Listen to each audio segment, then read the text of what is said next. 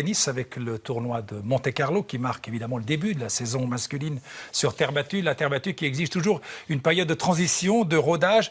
Mais la brique pilée de Monte-Carlo est un endroit plutôt béni pour les Suisses puisque l'an dernier, vous vous en souvenez peut-être, en finale, Wawrinka avait battu Federer. Alors, reportage et interview de Wawrinka à Monte-Carlo avec Isabelle Musi et Massimo Incolingo.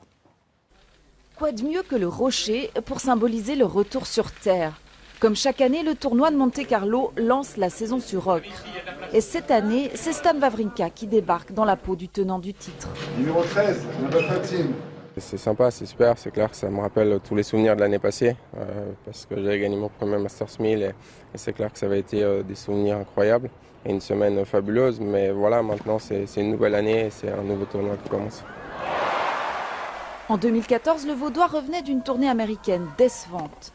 Mais sur cette terre promise, il avait retrouvé son tennis et son talent pour filer vers un sacre majeur et s'offrir au passage une victoire face à Roger Federer. Alors pour son retour à Monaco, Wawrinka a droit aux honneurs d'un tenant du titre comme cette exhibition avec le numéro 1 mondial, sur un revêtement improvisé. Tous les bons joueurs changent très rapidement de surface, on le voit avec Rafa, avec Novak. Je crois qu'on a tellement l'habitude de devoir changer de surface, de conditions, de balles, de pays que c'est une habitude pour le corps de toujours trouver des solutions sur un nouveau terrain. Le passage du dur à la brique pilée est néanmoins contraignant. Ça change beaucoup pour les muscles, pour le corps. Avec les longues glissades, ça tire plus et ça reste plus dans les jambes. Maintenant, encore une fois, le fait d'avoir grandi sur cette surface, c'est quelque chose que j'ai l'habitude, que j'ai fait pendant des années. J'ai joué sur terre battue toute l'année pendant des années quand j'étais jeune. Donc c'est une surface que j'apprécie beaucoup. Et il en connaît les exigences.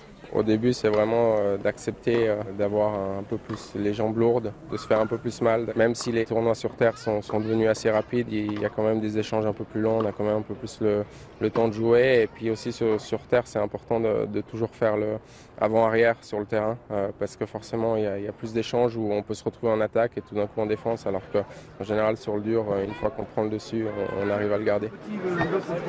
Après quelques jours de préparation physique en Suisse avec Pierre Paganini, Stanimal a renoué avec la terre en arrivant à Monte-Carlo. 2 heures d'entraînement quotidien pour mettre toutes les chances de son côté et honorer au mieux cet ocre monégasque qui lui sied si bien.